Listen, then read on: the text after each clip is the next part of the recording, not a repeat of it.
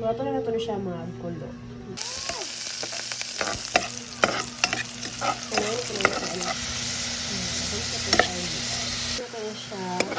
Ang palasa guys. Like, ang sarap, daming tao. May food pa. Ito sarap. So, para ako nang hindi dito ang sitaw. Buta na ito tubig gamay.